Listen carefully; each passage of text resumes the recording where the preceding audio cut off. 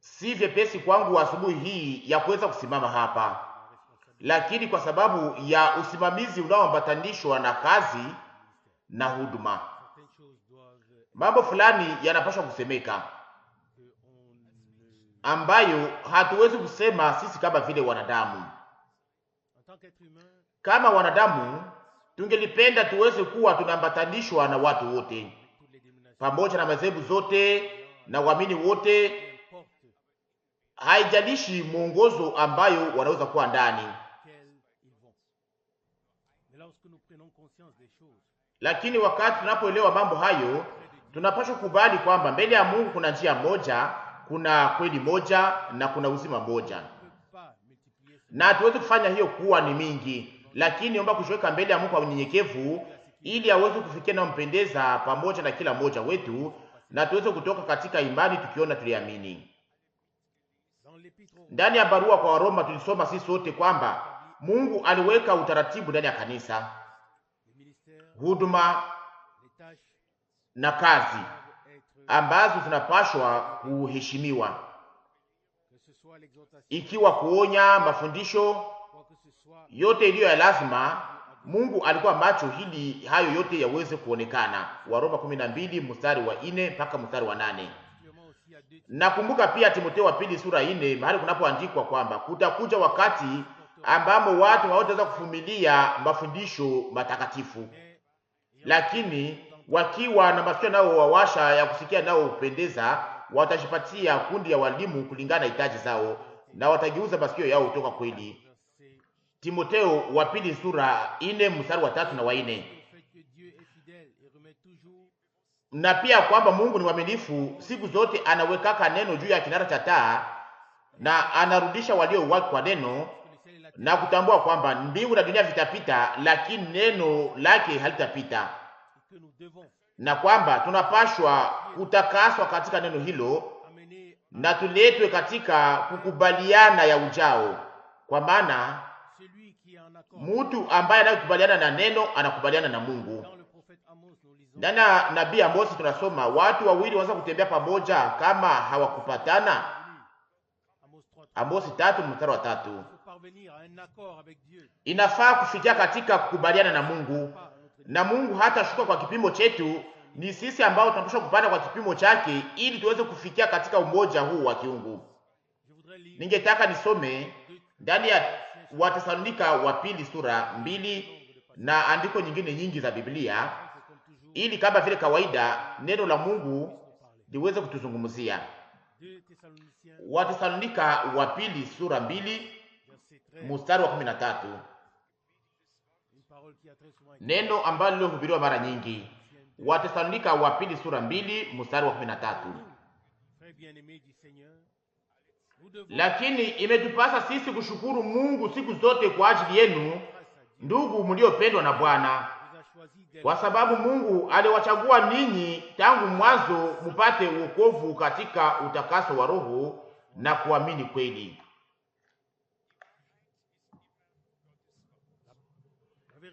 Kweli siku zote ni neno la Mungu. Ndiyo maana andikwa ndani ya Yohana 17 mstari wa 17, watakase kwa kweli, neno lako ni kweli. Kwa maana andikwa, mutafute utakaso, pasipo huu hakuna mtu atakayeona Bwana. Waebrania 12 mstari 14. Hiyo inamaanisha yale ambayo tumekwisha kusoma, ni kwamba Mungu ana taifa hapa duniani lilochaguliwa linaloamini kweli, na hivyo wanafikia katika utakaso unaotengenezwa na Roho. Utakaso huu unayosemilika mbele ya Mungu peke yake, na wanaishi kwa neema. Ningetaka nisome ndani ya Waebrania sura 10 mstari 14. Waebrania sura 10 mstari wa 14. Maana kwa toleo moja amekamilisha hata milele wenye kutakaswa. Wale wenye kutakaswa. Wakati mtu anapokamata njia, anapoingia kwenye barabara, hajafika kwenye lengo, anakuwa na lengo mbele ya macho yake. Kila mtu anayeanza safari anajua mahali anapokwenda, lakini lengo inakuwa ya kufikia tena baadaye. Unaingia kwenye njia, lakini haujaweza kufika kwenye lengo. Hapa tunaambiwa ndani ya Ibrania sura 10 mstari 14, maana kwa toleo moja amekamilisha hata milele wenye kutakaswa au wenye kushiacha kutakaswa. Haya ni matamshi iliyo wazi sana. Wale ambao wanaojiacha ili waweze kupenywa na kutakaswa kupitia Roho Mtakatifu ndani ya kweli ya neno, wakikubaliana na neno lake, wale ndio wanaohesabiwa na Mungu kama vile wamekwisha kufika kwenye lengo. Hawakuingia kwenye njia tu, lakini wako na uhakika wa kiungu kwamba watafika kwenye lengo. Na Paulo alikuwa akisema ndani ya wakati ule akiandikia wa Filipi, si kwamba nimekwisha kufikia lengo au kwamba nimekwisha kufika ukamilifu, lakini ninakimbia ili niweze kuishika, nikisahau iliyo nyuma yangu na nikitazamia iliyo mbele yangu. Ninakimbia mpaka kwenye lengo niweze kushika thawabu ya mwito wa mbinguni wa Mungu ndani ya Yesu Kristo, kulingana wa Filipi sura 3 mstari 12 mpaka 14. Ndani ya wakati ule, kama vile katika wakati wote, ilikuwa naomba kusonga mbele pamoja na kazi ya Mungu. Wale wote ambao katika wakati wao waliotembea pamoja na Mungu, pamoja na yale ambayo Mungu alikuwa akifanya ndani ya wakati ule, walikuwa wakipatia Mungu haki na walikuwa wakishipanga kwa upande wa Mungu na walikuwa wakisonga mbele pamoja na yale ambayo Mungu alikuwa akifanya. Ikiwa katika wakati wa uamsho au katika uamsho mwingine tofauti iliyofuata, ilikuwa ni wale ambao waliokuwa wakisonga mbele pamoja na Mungu, ambao walikuwa wasimame pamoja, lakini waliokuwa wakisonga mbele pamoja na Mungu. Waamini walikuwa wakisimama wakati waongozi wao walipokuwa wakigeuza kitendo ambacho Mungu alikuwa ameleta kuwa dhehebu. Walikuwa na makao makubwa, walikuwa na watu waliokuwa wakiamua yale ambayo pasha kuamini au kufundisha, na hapo sasa ndipo walikuwa wakiweka vibambazi karibu yao na wakageuka kuwa dhehebu ya dini fulani, na tazama, Mungu hangeliweza kusonga mbele pamoja nao, lakini ni pamoja na baki kidogo ya kila uamsho iliyokuwa tayari kuweza kufuata njia pamoja na Mungu bila kusimama mahali pamoja kwa namna ya kiroho. Hii ni uhakika ambayo iliyoshuhudiwa na ambayo tunaweza kutambua na kuchunguza ndani ya habari ya kanisa. Kulikuwa watu siku zote ambao waliokuwa wakisimama mahali fulani, na kisha wengine waliokuwa wakisonga mbele pamoja na Mungu, wakitoka katika nuru wakiingia katika nuru, wakitoka katika ujuzi wakiingia katika ujuzi, kulingana na kazi ya Roho Mtakatifu ambayo Mungu alikuwa akipatia katika wakati uliokuwa umepangwa. Kama tunawazia kuhusu jana jioni, kuhusu neno ambayo tuliyosomewa ndani ya Waebrania sura 11, na hapo sana sana kwenye mstari wa 7, ningetaka niirudie tena kwa mafupi. Hayo ni lazima sana kuliko kupita juu yake. Waebrania 11 mstari wa 7. Kwa imani Noa akikwisha kuonywa na Mungu habari za maneno yasiyoonekana bado, kwa kuogopa Mungu alitengeneza safina apate kuokoa nyumba yake. Hivyo alihukumu dunia, akakuwa mrithi wa haki inayopatikana kwa imani. Tulishaka kuzungumzia kwa nusu kuhusu matamshi yaliyotamkwa au yaliyozungumziwa jana jioni. Imani inaambatanishwa na kitendo na agizo ambayo Mungu aliyotoa, na kwa utimilifu wa yale ambayo Bwana aliyoagiza. Na kama tunatazama nyuma katika wakati wa Noa, tunapaswa kufanya hivyo ili tuweze kuelewa ni kitu gani kilichofanyika. Bila na kitu fulani mbele ya macho yake, alifanya yale ambayo Bwana alikuwa amemwagiza na akatii kwa agizo. Ningetaka nisome ndani ya barua ya Yuda akose mstari wa 5 mpaka mstari wa 7. Yuda ina sura moja tu, mstari wa 5 mpaka mstari wa 7. Mstari wa 5 kwanza: sasa ninapenda kuwakumbusha ninyi, hata mumekwisha kujua maneno haya yote, ya kwamba Bwana kama amekwisha kuokoa watu toka nchi ya Misri, nyuma alipoteza wale wasioamini, au aliangamiza wale wasioamini. Tutaweza kuendelea hapa sasa hivi, tutarudi tena katika wakati wa Noa, lakini hiyo nayo ni ya lazima sana. Mungu alikuwa amekwisha kutosha taifa lake kwa mkono wa uwezo, alikuwa ameshughulikia yote, aliwapatia mana, akapatia maji, hawakosa kitu. Lakini kukakuja wakati ambamo ijapokuwa haya yale yote ambayo Mungu alikuwa amefanya, hawakuweza kuamini, wakaangamia. Kutokuamini ni kitu fulani kibaya sana. Tuliweza kuyasoma pia jana jioni. Pasipo imani haiwezekani kumpendeza Mungu, kwa maana inaomba mtu anayekaribia Mungu aweze kujua kwamba Mungu iko naye analipa wale wanaomtafuta. Waebrania 11:6. Hapa tunaonyesha kwamba sio kutoka iliyokuwa ya lazima, lakini kuingia; sio mwanzo lakini mwisho. Mwisho ndio unavikwa taji, sio mwanzo. Mtu atakayevumilia mpaka mwisho ndiye atakayeokolewa. Na kwenye mstari wa 6 inaandikwa, Yuda mstari wa 6: hata malaika wasiolinda enzi yao wenyewe, lakini wakaacha makao yao, amewaweka katika vifungo vya milele chini ya giza kwa hukumu ya siku ile kubwa. Mstari wa 7, Yuda mstari wa 7: kama vile Sodomo na Gomora na miji iliyokuwa kando kando, waliofuata uasherati kwa namna moja na Hawa, wakakwenda kufuata mambo ya mwili yasiyo ya asili, imewekwa kuwa mfano wa kuteswa kwa adhabu katika moto wa milele.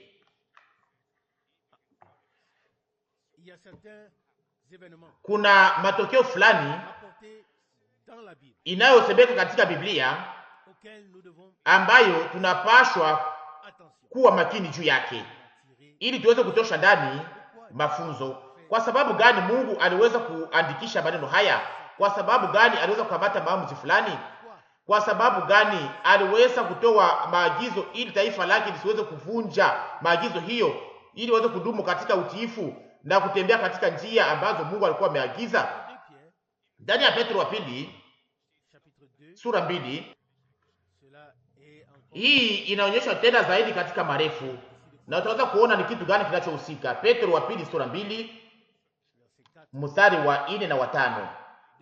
Petro wa pili sura 2 mstari wa 4: kwa maana ikiwa Mungu hakuachilia malaika wakati walipokosa, lakini aliwatupa shimoni na kuwatia katika vifungo vya giza, walindwe hata hukumu.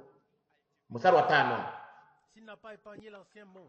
wala hakuachilia ulimwengu wa kale, lakini alilinda Noa pamoja na wengine 7, mhubiri wa haki, wakati alipoleta gharika juu ya ulimwengu wa wale wasioogopa Mungu. Juu ya ulimwengu wa wale wasioogopa Mungu. Hapa inasemeka waziwazi yale yaliyofanyika. Mungu hakulinda ikiwa wa malaika ambao waliojipandisha pamoja na Lusifero au wajumbe wengine wote wa Mungu, watu wa Mungu hapa duniani. Mnajua kwamba kuna wajumbe wa Mungu mbinguni na kuna wajumbe wa Mungu duniani. Anafanya malaika zake kuwa pepo na watumishi wake kuwa ndimi za moto, kulingana na Zaburi 104 mstari wa 4. Kitu moja kinajia katika roho ndani ya maneno haya, na kwa ajili hiyo ningetaka nisome ndani ya Mwanzo sura 4 shairi za mwisho, na Mwanzo sura 4 shairi za mwisho, na kisha Mwanzo sura 6 shairi za kwanza. Ndani ya Mwanzo sura 4 ninasoma kuanza kwa mstari wa 25. Mwanzo 4 mstari wa 25. Adamu akajua mke wake tena, akazaa mwana, akaita jina lake Seti, kwani alisema, Mungu ameniwekea uzao mwingine pahali pa Abeli, kwa sababu Kaini alimuua. Mstari 26. Na Seti kwake vile vile mwana akazaliwa, akaita jina lake Enosi. Halafu watu walianza kuitia jina la Bwana. Tafsiri nyingine inasema kwamba hapo walianza kuhubiri jina la Bwana. Lakini katika hali yote, pamoja na uzao wa Seti, ndipo wakaanza tena kuitia jina la Bwana. Ilikuwa ni uzao uliobarikiwa wa Mungu. Jina la Bwana likaanza tena kuitwa, jina la Bwana likajulikana ndani ya huo uzazi uliobarikiwa wa Seti. Tunaweza kusoma sote ndani ya Mwanzo sura 5 na tunapata hiyo uzazi wote.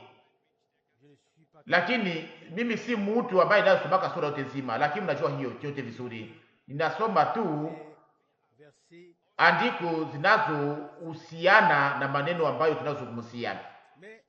Lakini mtu anayesoma tena ndani ya Mwanzo sura 6 atatambua inaandikwa pale. Kwanza kwa mstari wa kwanza, Mwanzo 6 mstari wa kwanza.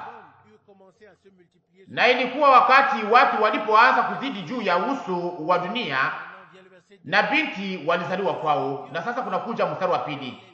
Wana wa Mungu wakaona binti za watu ya kama walikuwa wazuri, wakashitwalia wake wa wote ambao waliwachagua. Tulisema jana jioni wakati ndani ya Luka 17 inapoandikwa kwamba itakuwa kama vile katika wakati wa Noa. Iliyofanyika katika wakati wa Noa itafika pia katika siku za Mwana wa Mtu. Sio kitu fulani kinachokuwa tofauti na utaratibu wa kiungu. Inahusu yale ambayo Bwana aliyosema kwamba si vema mtu wawe peke yake, nitampatia anayefanana naye. Sawa sawa na Mwanzo 2 mstari 18. Yale ambayo Mungu aliyoweka inakuwa siku zote ni ya kweli. Mungu hapingane na ndoa. Ndoa iliwekwa na Mungu, na hiyo ndio kitu iliyo kizuri hapa duniani. Na ningehitaji ili wote waweze kuyaona kwa namna hii. Ni kusema Mungu hapingane na ndoa ambayo mwenyewe aliweza kuagiza. Mungu anapingana na mchanganyiko.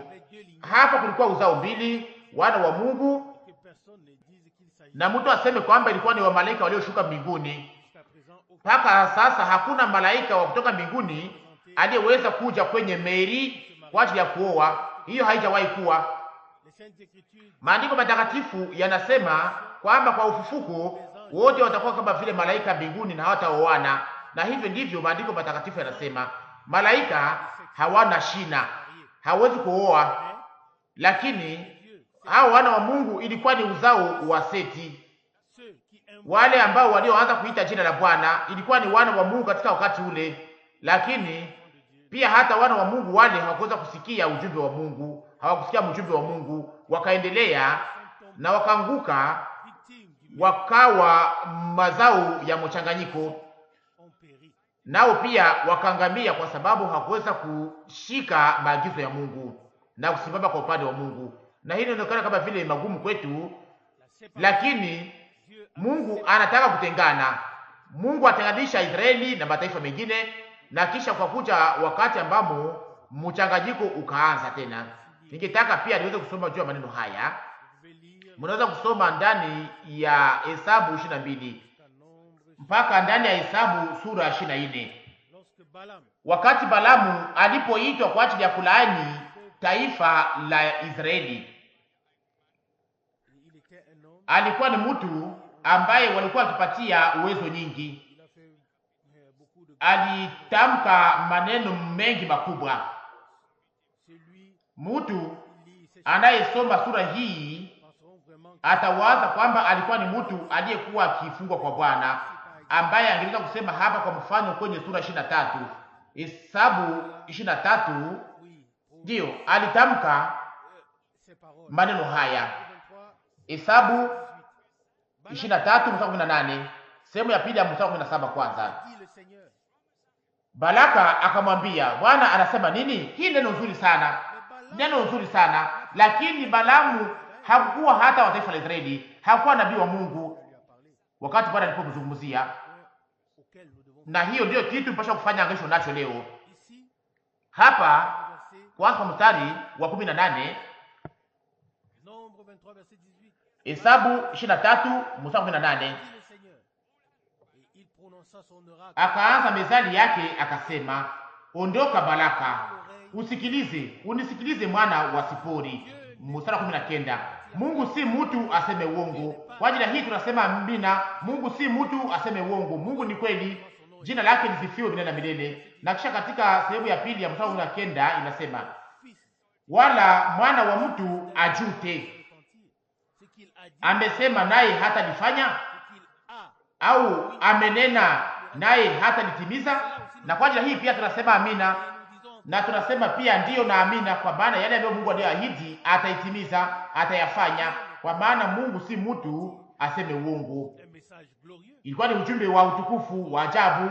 Tungeweza kusema akwa, tunaweza kusoma tena mstari wa 20, tazama nimepewa amri kubariki, naye amebariki na siwezi kuligeuza. 21, hakutazama uovu katika Yakobo, wala hakuona ukaidi katika Israeli. Bwana Mungu wake ni pamoja naye, na sauti kubwa ya mfalme ni katikati yao. 22, Mungu anawatoa katika Misri, naye ana nguvu kama nguvu za ngome ya mwitu. 23, hakika hapana uchawi juu ya Yakobo, hakuna mtu ambaye angeliweza kuonyesha maneno haya kwa namna njema kuliko hivi. Lakini sio mwisho, tutaweza kuendelea tena zaidi. Tuendelea kusoma kwenye mstari wa 23, sehemu ya pili ya mstari wa 23, wala hapana uganga juu ya Israeli. Sasa habari za Yakobo na za Israeli zitasemwa, ni mambo gani aliyotenda Mungu? Mstari wa 24, tazama watu wanaondoka kama simba mke, na kama simba anayejinyanyua, hata lala chini hata atakapokula mawindo na kunywa damu yao waliouawa. 25, Hesabu 23. Balaka akamwambia Balamu, usiwalaani kabisa wala usiwabariki kabisa. Angepasha kulaani, lakini tazama, Mungu hawezi kuruhusu ili wale ambao waliobariki waweze kulaaniwa. Lakini Balaka alikuwa amekasirika, akasema, sikia, nilikuita ili uweze kutangaza laana, lakini sasa umetangaza baraka toka A mpaka Z. Ndio napasha kufanya nini pamoja na maneno haya? Mstari wa 26, lakini Balama akajibu na kumwambia Balaka, si ukwambia nikisema yoyote Bwana anayosema sharti niyafanye? Ni vizuri sana. Hapo pia tunaweza kusoma tena kwenye sura 24. Kuna shairi nyingi sana zinazoonyeshwa pale. Ningetaka nisome kwanza kwa mstari wa 15. Hesabu sura 24 kuanza kwa mstari wa 15.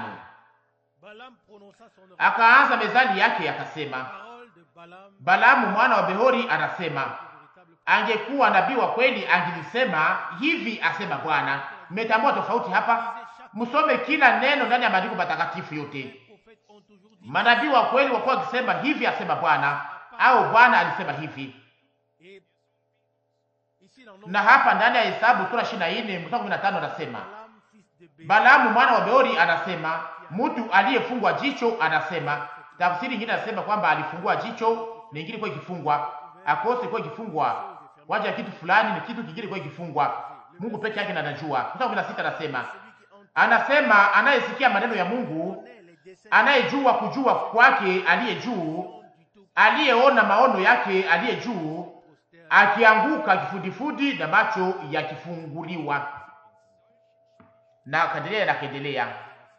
Na pamoja na matamshi haya aliweza kuamsha kukubaliwa kubwa katikati ya taifa. Nataka kusoma zaidi ndani ya Ufunuo sura 2 kuanza kwa mstari wa 14. Ufunuo 2:14.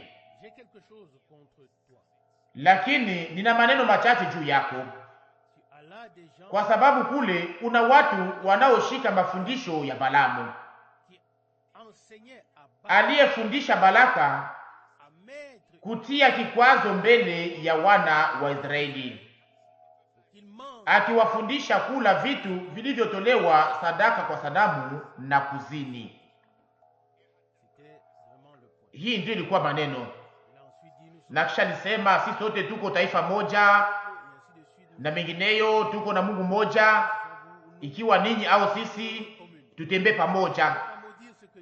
Hangeliweza kulaani wale ambao Mungu alikuwa amebariki, lakini kwa sababu alikuwa amepata wa kumsikiliza kwa yale alikuwa ameonyesha mbele, alikuwa amekwisha kuweka mguu wake kwenye mlango, na sasa angeliweza kuonyesha ushawishi wake, na akafundisha taifa la Israeli ili waweze kula nyama zilizotolewa sadaka kwa sanamu na kufanya mchanganyiko, na wakafanya uzinifu.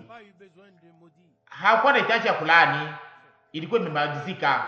Taifa lilikuwa lisilotii na likaacha kudanganywa. Mungu alikuwa ametuma nabii wa kweli, na ilikuwa ni Musa.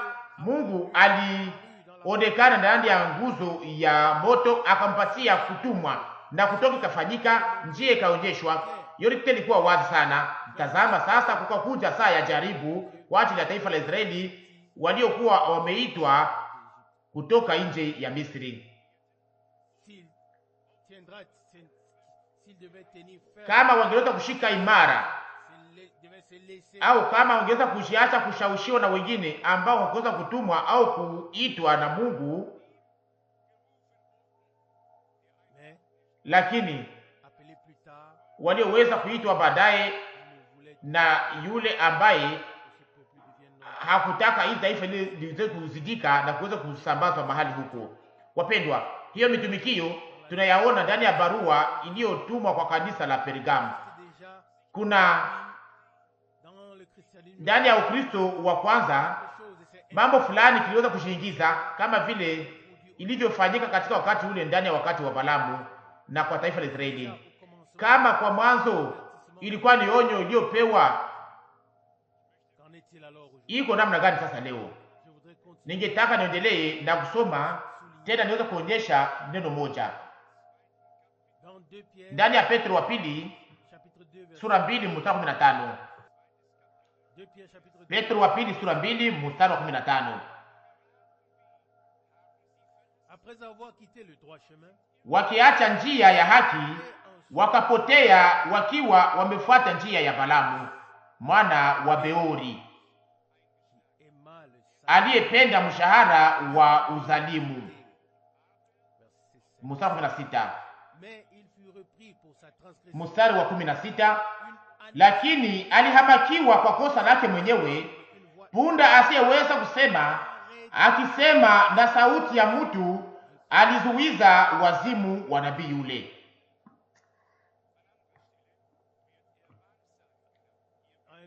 Mahali pengine anaitwa kwamba ni mwaguzi, lakini hapa anaitwa kwamba ni nabii. Ninasoma ndani ya kitabu ya Yuda mstari wa 11. Yuda mstari wa 11. Ole kwao kwa sababu walikwenda katika njia ya Kaini,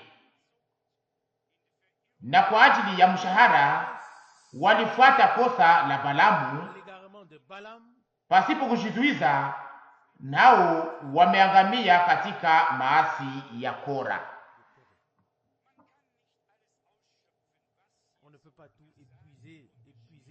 Hatuwezi kumaliza yale yote yaliyosemeka hapa na kuandikwa hapa, lakini kitu moja kinaonekana kwamba kiko wazi kwa ajili yetu na cha kueleweka, ni kwamba tunapaswa kutosha mafunzo katika maneno haya, ndiyo nasi pia tuweze kuwa tumeshinda ndani ya majaribu yetu. Nimekusha kuyasema hapa sasa hivi kwamba nyuma ya kila uamsho iliyokuwa nzuri na iliyokuwa kutoka kwa Mungu, taifa la Mungu lilikuwa kiongozwa tena mbali zaidi katika roho, ndani ya andiko, ndani ya kweli za Biblia. Lakini tena baadaye kulikuwa kukitokea siku zote wakati ambamo walikuwa wakijiunda, wakati ambamo madhehebu mapya ilikuwa ikiumbwa, na yote kulingana na ule mfano wa dhehebu ya kwanza.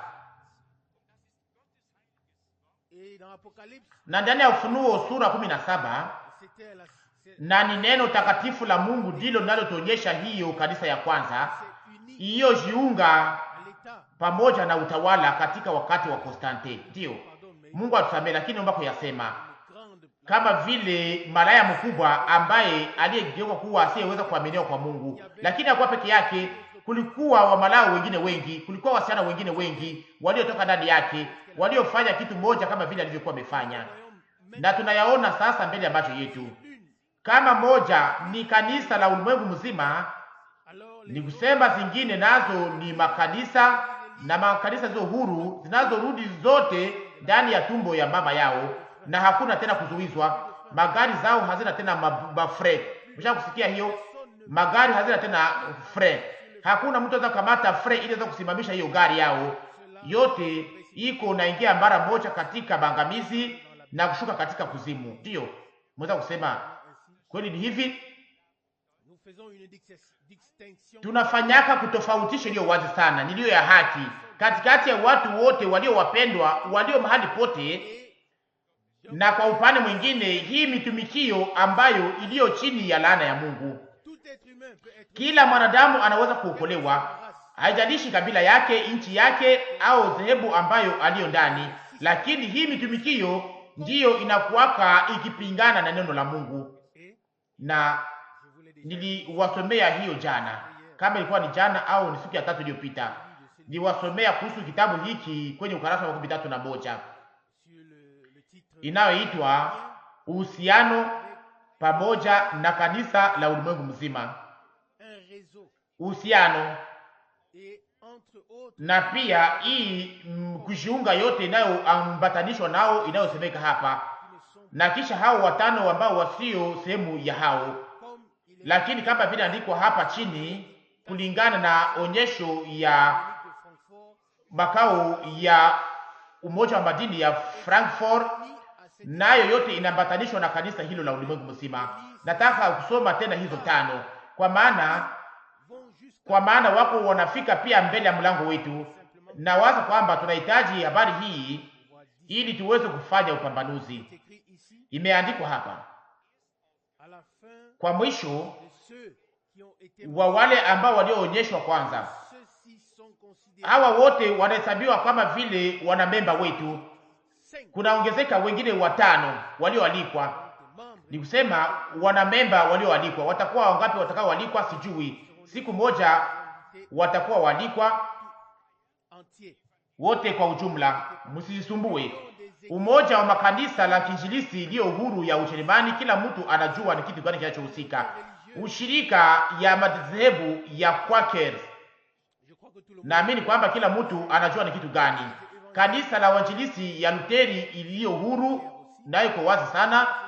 Umoja wa Kikristo wa mashirika za Milan Anderhu, kanisa la Pentekoste ambalo likitoka ndani ya kanisa na lilo linda ubatizo wa watoto chini ya mchungaji Paul, ambaye mara nyingi tunaimbaka nyimbo zake.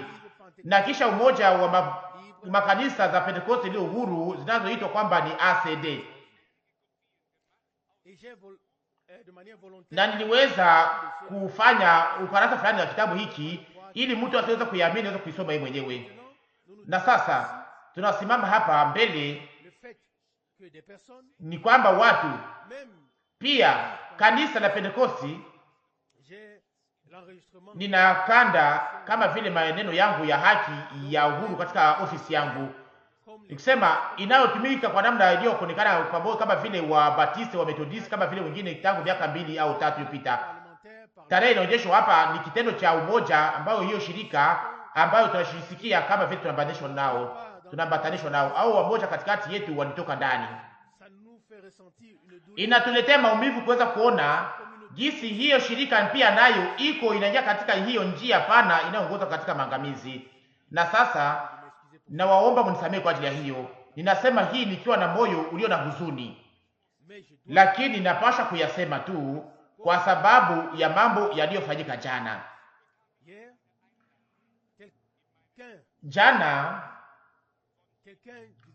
Jana mtu mmoja wa kundi iliyoweza kutoka hapa,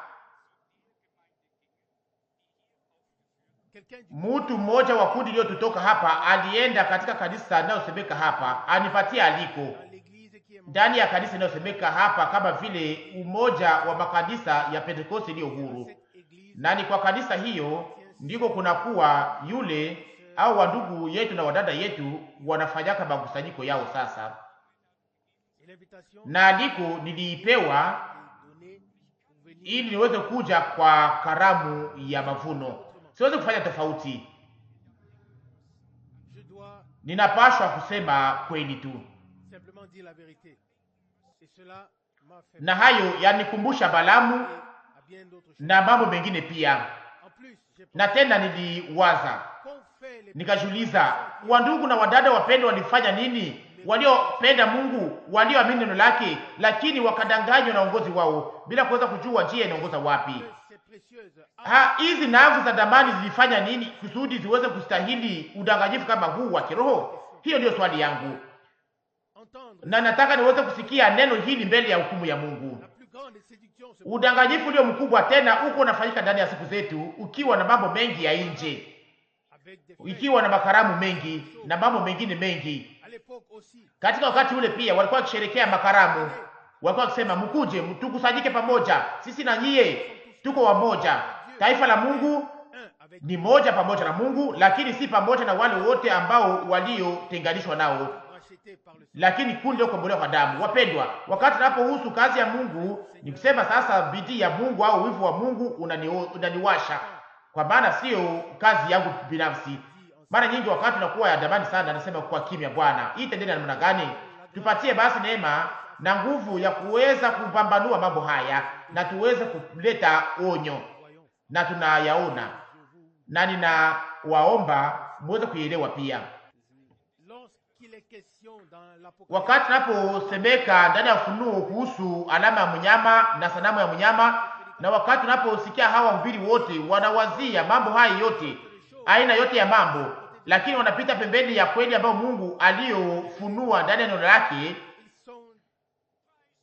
Wao wako katika mambo hayo, lakini hawajue ni kitu gani kinachohusika.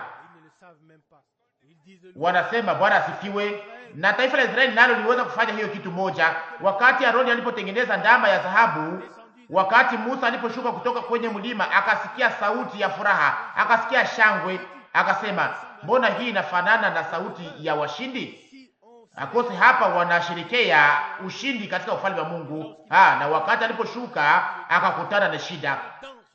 Ilikuwa ni mchezo karibu ya ndama ya dhahabu, na hiyo ikashika mtu wa Mungu, akabomoa mambo hayo kwa mavumbi, akaisambaza katika maji na akaikunywisha taifa la Israeli.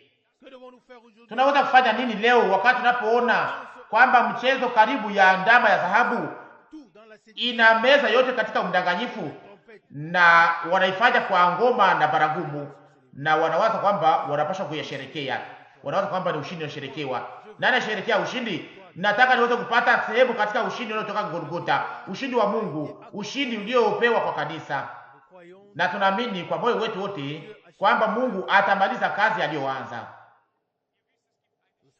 Mnajua kuna andiko ni ndani ya Yoshua pia na ndani ya vitabu vya Musa, andiko mahali ambapo Balamu aliweza kuuawa wakati taifa la Israeli lilipokabata nchi.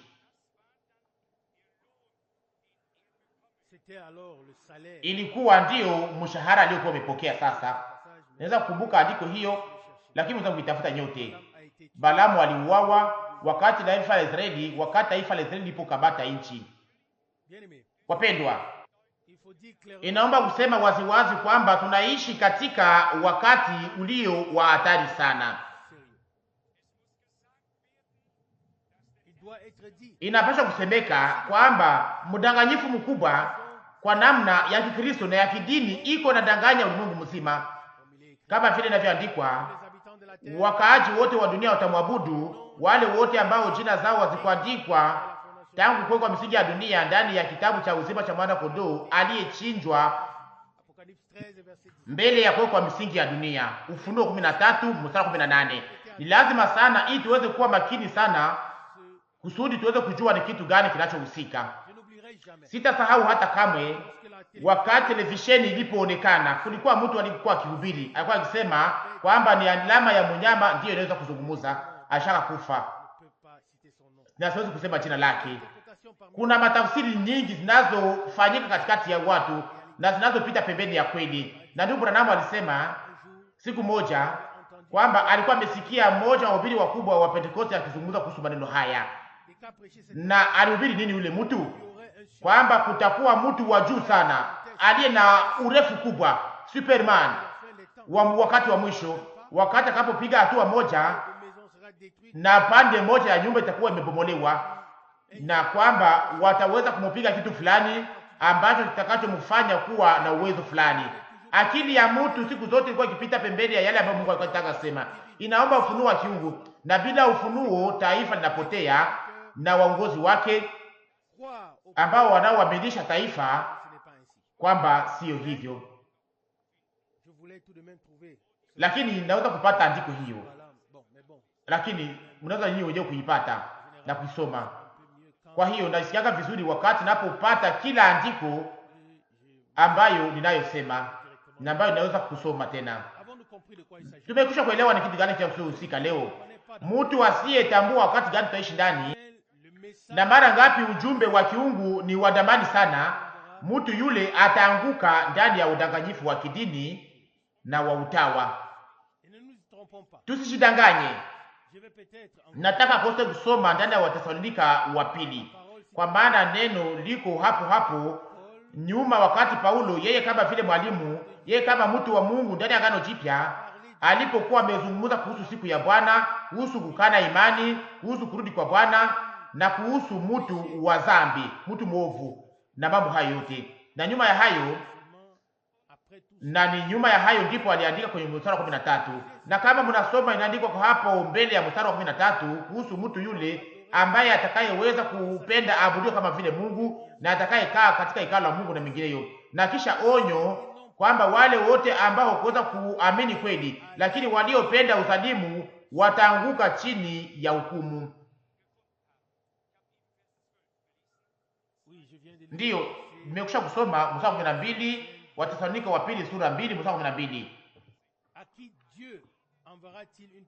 Sasa Mungu atatuma roho ya udanganyifu kwa nani? Kwa wale wote ambao hawakuweza kuamini kweli. Akose tunaweza kusoma pia hiyo ndani ya Watesalonika wa pili sura 2 mstari wa 10.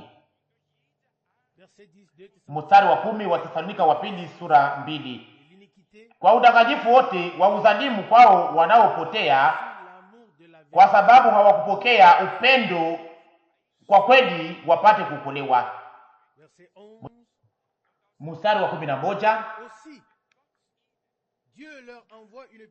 Na kwa maneno haya Mungu anawaletea nguvu ya upotevu hata waamini uongo.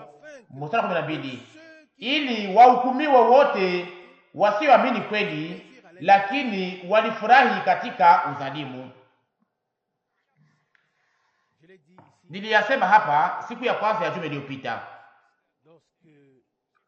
wakati wapendwa wa Czechoslovakia walipokuwa hapa, wandugu wa Bratislava ambao waliokuwa mbele Presburg walizungumza pamoja nami, wakaniambia namna gani papa alipokelewa na mashirika zote za dini na pia wa Pentecost wote waliweka sahihi kama vile wandugu katika Kristo, na hivyo ndivyo walisaini. Wapendwa ndugu, sisi tuko wapendwa katika Kristo, kwamba tunakukaribisha, na kisha kukuja maneno mazuri na kisha wakasaini. Biblia inasema nini? Maandiko matakatifu yanasema nini? Tuna hapa roho ya kushangilia au tuna roho wa Mungu anayefunua na kuweka kwa namna hiyo wazi huu udanganyifu wote tunapaswa kuyafanya?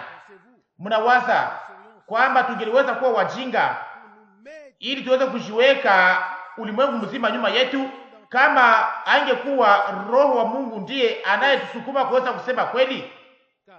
Kwa maana kama tuiseme, wale ambao walioweza kupotea na kuwa katika makosa hawezi kutangaza kweli, hawezi kutangaza kweli. Biblia inatufundisha waziwazi kwamba mtu yule, na hii inanumiza sana, inanumiza sana. Ningelihitaji kwamba mambo hayo yote yasiweze kuwa. Mara nyingi ningehitaji ili Kaini asiweze kuwa, Yuda asiweze kuwa. Mara nyingi ningelipenda hata shetani asiweze kuwa, ili mambo yote iweze kuwa katika salama na watu wote katika salama na yote iweze kuwa katika utaratibu pamoja na Mungu. Lakini mambo hayo yote yalifanyika, na ndiyo maana tunakuwa na hitaji ndio ya haki ya kuweza kuishi siku ambamo yale yote ambayo yapasha kuwa isiweze kuwa tena, lakini Mungu aweze kuwa ameumba kitu fulani kilicho kipya. Lakini na ni hivyo leo tena, wakati Biblia inazungumza kuhusu mtu yule, mtu mwovu asiyetii Mungu apasha kuonekana kwa siku za mwisho, haijalishi anaitwa namna gani, lakini inahusu mitumikio na hayo yote. Mtu yote anayekamata nafasi hiyo katika hali yote ni mtu mmoja. Ufunuo 13 tunatuonyesha kwa damu iliyo wazi sana. Shetani atampatia kiti chake na nguvu zake, naye atatamka maneno ya kiburi na ya kutukana yule aliye juu na mengineyo. Yote imekwisha kuonyeshwa waziwazi ndani ya maandiko matakatifu. Hatuwezi kuleta Mungu na kumlinganisha na shetani. Naomba kuita Mungu ni Mungu na nuru ni nuru na giza ni giza, hakuna namna nyingine. Na hivyo sasa tuna usimamizi mbele ya Mungu ya kuweza kutangaza kweli, ili kanisa la Bwana liweze kutakaswa ndani ya kweli hiyo ya kiungu.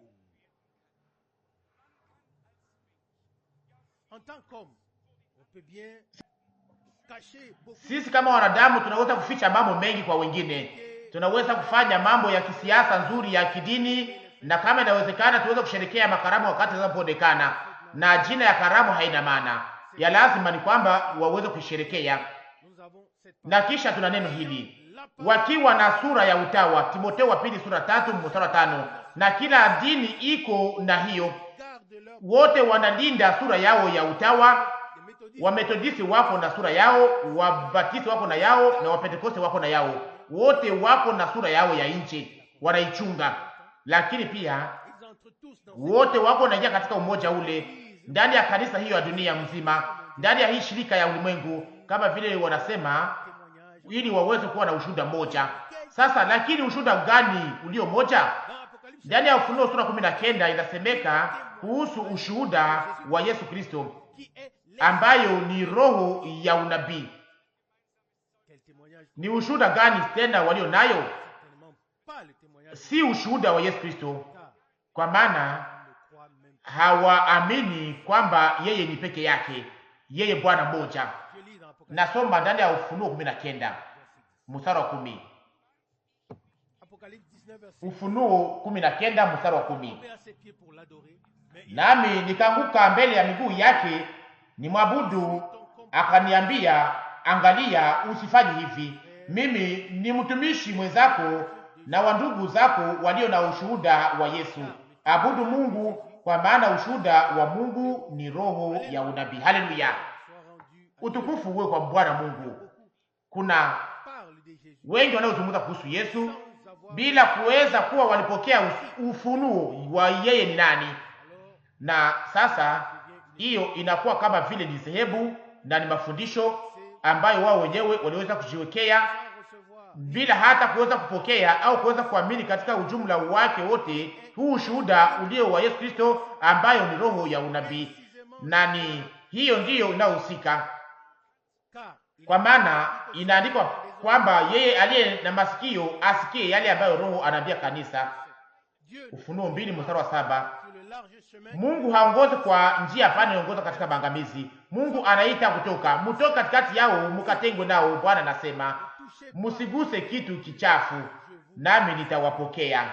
Nitakuwa kwenu baba, nanyi mtakuwa wavulana wasichana. Bwana anasema. Wakorintho wa pili sura 6 mstari 17 na 18. Ufunuo 18 mstari wa 4.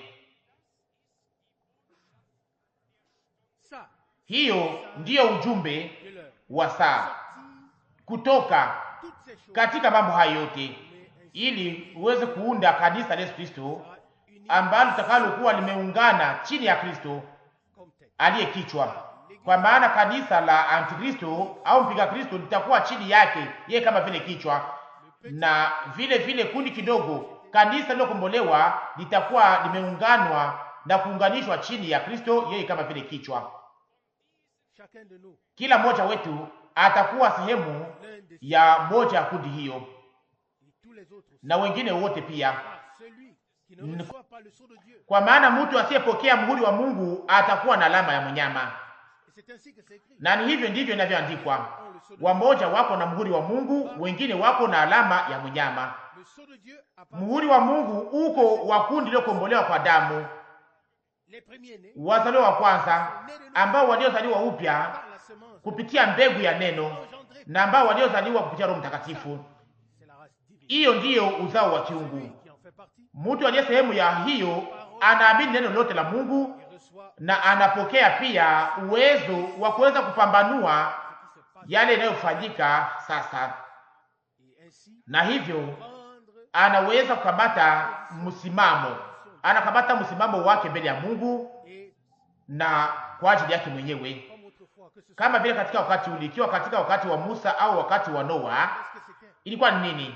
Ilikuwa ni mchanganyiko, na mchanganyiko ulileta kasirani ya Mungu na kisha kifo, gharika, maangamizi na mengineyo.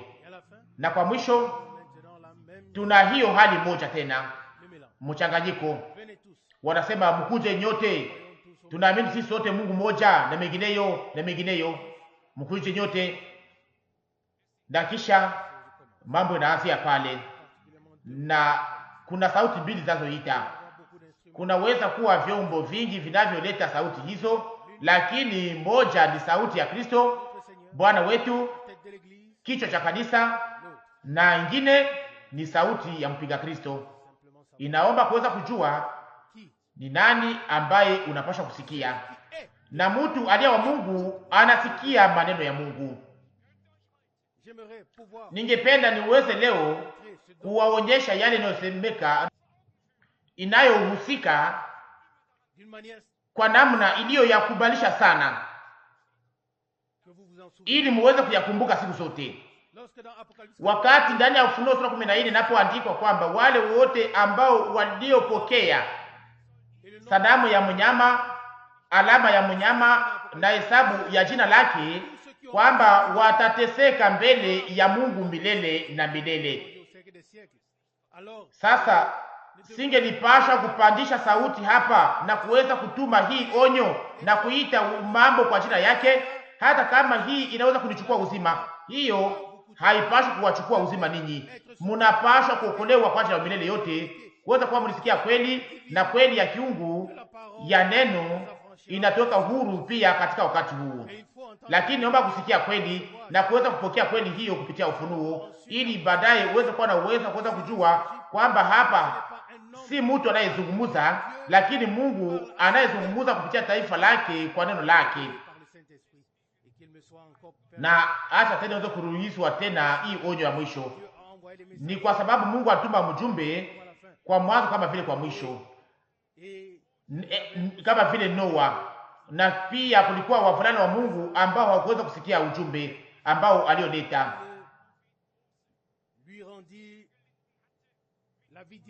waliomulemelea sana, waliomtesa na wakachanganyika na wengine.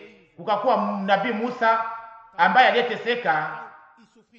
aliyeteseka pamoja na taifa la Mungu, aliyeweza kupata kutoka, na kisha mengine ikakuja, na kisha mtu mmoja akatoka nje akiwa na mazungumzo makubwa aliyosema, na wakati aliposhawishi watu akawadanganya ili waweze kula nyama zilizotolewa kwa sanamu na waweze kufanya uzinifu, na wakajiunganisha na wale ambao Mungu alikuwa amewatenganisha nao. Maandiko matakatifu yanasema, kuna uhusiano gani katikati ya Kristo na Beliali? Kuna uhusiano gani katika nuru na giza? Kama neno hili linaweza kupenya ndani mwetu pia ndani ya siku zetu. Na nasema hii ni kubalishwa Mwelewe maneno haya vizuri mbele ya uso wa Mungu ndani ya siku zetu, kama vile katika siku za Noa na katika wakati mwingine. Bwana alituma mmoja wa watumishi wake na nabii wake, na ninawaambia hapa sasa hivi yale itakayofika. Ninaweza kuambia tangu sasa, na mimi si nabii au mimi si nabii wa uongo, lakini naweza kusema hii: wale wote wanaopingana na yeye, wanaopingana huduma yake, wanaopingana mahubiri ambayo aliyoleta, wanahukumiwa mbele ya Mungu, wakiingia katika maangamizi. Mumeelewa hii? Hauwezi kupingana Mungu na kwa yale anayofanya na kisha useme kwamba uko nasonga mbele pamoja na Mungu kwa hatua moja. Haikukuwa Noa, haikukuwa Musa, lakini ilikuwa kihusu Mungu aliyetuma watu wake kwa mwanzo na kwa mwisho. Haikukuwa Paulo au mtu mwingine pia, lakini Mungu aliyetuma, na ambaye angeweza kusema hata kama sisi au malaika mwingine wa mbinguni akiwatangazia habari nyingine kuliko ile ambayo tuliweza kuwatangazia, alaaniwe. Sio hivyo? Na hivyo Mungu alituma watumishi wake kwa mwanzo na kwa mwisho, na sana sana ujumbe wake katika siku zetu, ili nasi tuweze kufikiwa katika hii kitabu cha mwisho cha Biblia, ufunuo wa Yesu Kristo, kupitia ufunuo wa Roho Mtakatifu leo kutoka kwa Mungu, ili nasi tuweze kupokea akili ya mambo yote ambayo yanayohusu siku zetu. Acha Bwana tubariki nawe pamoja nasi, ili tuweze kuelewa na kukamata maamuzi yetu bila mashaka na bila kuchelewa, maamuzi kwa ajili ya Kristo, ikilingana na ujumla wa ushuhuda wa maandiko matakatifu. Na sasa Bwana atamaliza kazi pamoja naye, kazi ambayo aliyoanza, na tutafika kwenye lengo kwa neema. Jina lake la utukufu lisifiwe na litukuzwe. Ninahitaji ili yale ninayosema hapa leo iweze kurudiwa tena kwa siku ya Bwana, kama vile ushuhuda ya kushuhudia wale wote ambao kuweza kusikia yale ambayo Mungu anataka kuambia taifa lake kupitia neno lake. Na mtu anayewaza kwamba yeye ni mwana wa Mungu, akiamini kwamba ataweza kupata sehemu katika mchanganyiko, iko nafuata njia yake, lakini kwa mwisho itaonekana kwamba wamoja wanaingoja kwa bure. Lakini mtu anayetembea kwenye njia ya utiifu mpaka mwisho ndiye atakayeokolewa na atakayevikwa taji. Ingine yote ni njia, ijapokuwa utawa wote na hali yote ya nje ya utawa, njia zingine zote zinaongoza mpaka lengo mbaya na kukosa lengo. Acha Bwana Mungu awe pamoja nasi, tubariki sisi sote kwa neema. Amina. Ndugu ruhusu kwa ajili ya maombi. Mungu mwaminifu, ninakuabudu o Bwana, ninakushukuru kwa moyo wote kwa ajili ya neema kubwa na upendo wako na uaminifu wako kwa ajili yetu o Bwana. Leo tena asubuhi hii umetuzungumzia kwa namna iliyo ajabu sana, kwa namna iliyo wazi sana, iliyo yakamatika kupitia neno lako o Bwana. Uliweka neno lako mbele ya macho yetu, ulituonyesha inakuwa saa gani na katika wakati gani tumefika ndani, iliyo lazima katika siku hizi o Bwana. Tunakuabudu, tunakushukuru kwa moyo wote o Bwana, kwa ajili ya nguvu, neno la nguvu lako Bwana, kwa ajili ya onyo ambayo uliyopatia taifa lako. Jina lako takatifu lipewe heshima yote, utukufu wote na mabudu yote. Bwana, tupatie neema ili tuweze kunyenyekea kwa ujao chini ya neno lako. O Bwana, tuweze kujiachia wewe Bwana, kwa maana tunajua kitu moja Bwana, mbingu na dunia vitapita, lakini maneno yako hayatapita hata kamwe. Yatatimiza yale ambayo uliyolituma. Tunakuomba tena kwa kusihi, utupatie sisi sote neema ya kuweza kuwa makini kujua neno lako Bwana. Haleluya. Oh, sifa na heshima kwa jina lako la utukufu na la damani la Yesu. Haleluya. Bwana, tubariki sasa wakati tunapotengana, na uwe pamoja nasi, utulinde ndani ya salama yako katika jina la Yesu. Amina.